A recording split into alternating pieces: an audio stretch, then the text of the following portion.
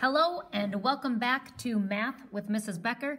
Today we are looking at Algebra 2, Chapter 2, Section 3.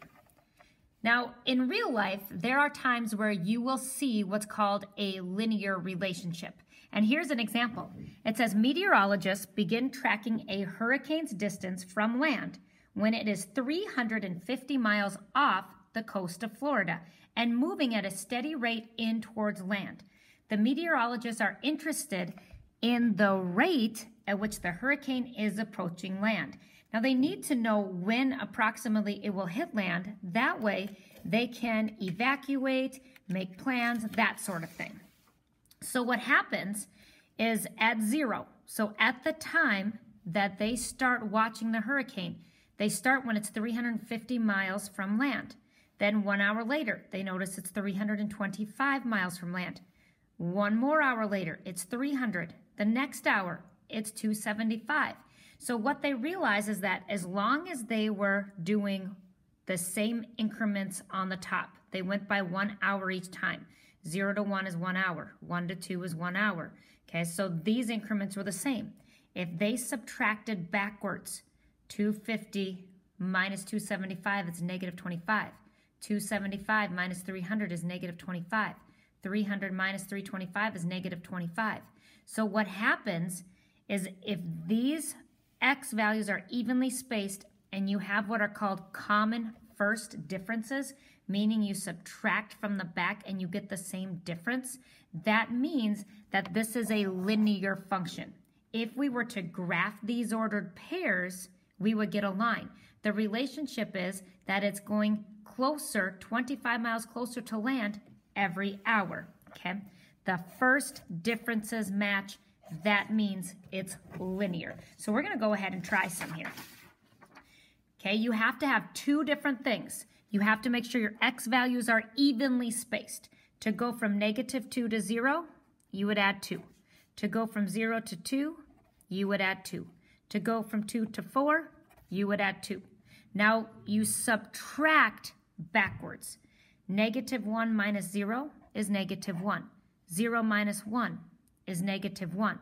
1 minus 2 is negative 1. The x's are evenly spaced. My first differences match. So yes, this is a linear function. Let's do another one. To go from 2 to 3, I add 1. To go from 3 to 4, I add 1. To go from 4 to 5, I add 1. The x's have to be evenly spaced. Now, if I subtract backwards, it's called common difference, so you have to subtract. 16 minus 8 is 8.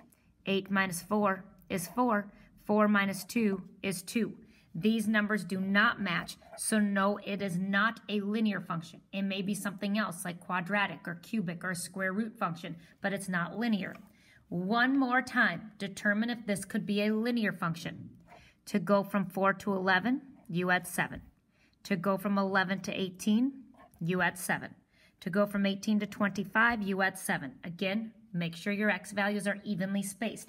Now we subtract backwards. It's okay to use a calculator. Some of these are crazy negatives. So if I go negative 33 minus a negative 24, that's negative 9.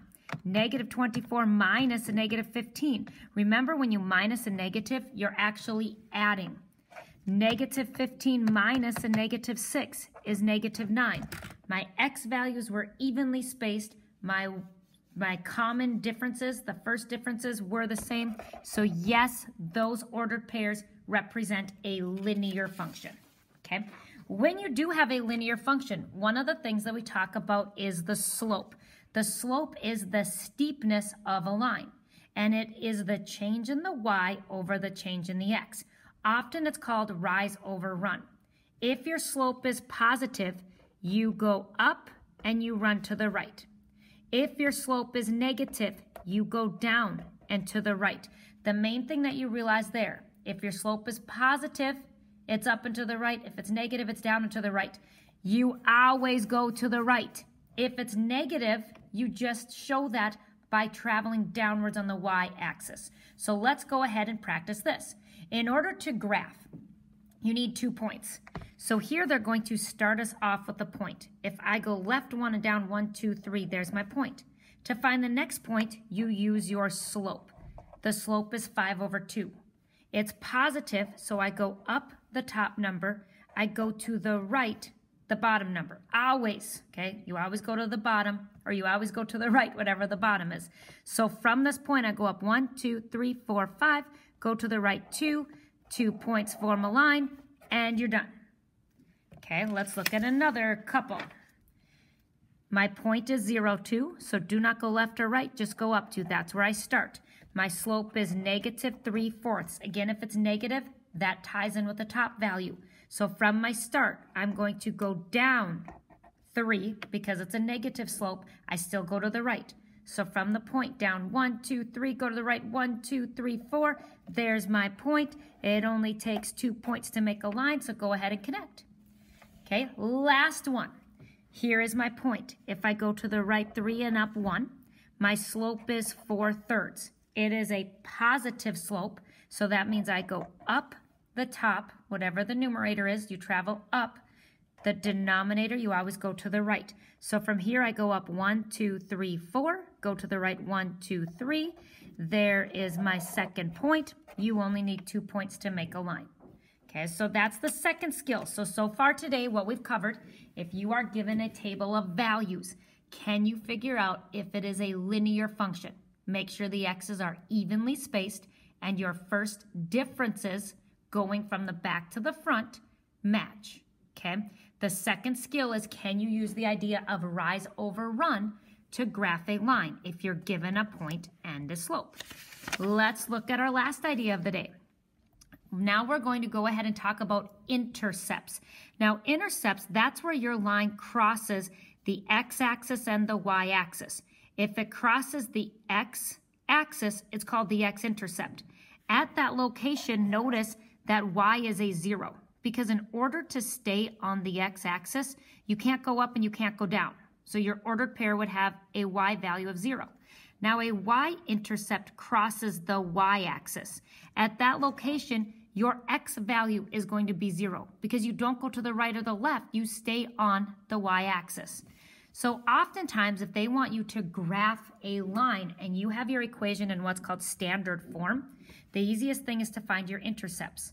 So if I want to find my x-intercept, that means that the y value is 0. So I go into this equation, 4x minus 2 times y is 0 equals 16. Negative 2 times 0 is 0. So I have 4x equals 16. Divide both sides by 4. 16 divided by 4 is 4. So I have a point 4 and 0. Now to find the y-intercept, x is 0. So 4 times 0 minus 2y equals 16. Well, 4 times 0 is 0. Negative 2y equals 16. If I divide by negative 2, positive 16 divided by negative 2 is negative 8. So if I stay at 0 and go down 8, there are my 2 points. So this time I was able to graph something that's in what's called standard form. Your x's and your y's are on the same side. To find the x-intercept, y is 0. To find the y-intercept, x is 0. Once you have those 2 ordered pairs, you can graph them. Go ahead, plot, connect the points. And last one for the day, guys. If I want to graph 6x minus 2y equals negative 24, to find the x-intercept, that means the y is 0. So 6x minus 2 times 0 equals negative 24. Negative 2 times 0 is 0. So I have 6x equals negative 24. If I divide both sides by 6, negative 24 divided by 6 is negative 4. So I go to the left 4. Notice I stayed on the x-axis because my y value was a 0. Now to find the y-intercept, that's where x is 0. 6 times 0 minus 2y equals negative 24. 6 times 0 is 0, so that leaves me with negative 2y equals negative 24. To solve for y, I divide both sides by negative 2. Negative divided by a negative is a positive. 24 divided by 2 is 12. So I stay at 0, go up 12. It's a little bit off the graph. 2 points make a line. So that is the first part of 2.3. Here is your book assignment. I hope you had a great day.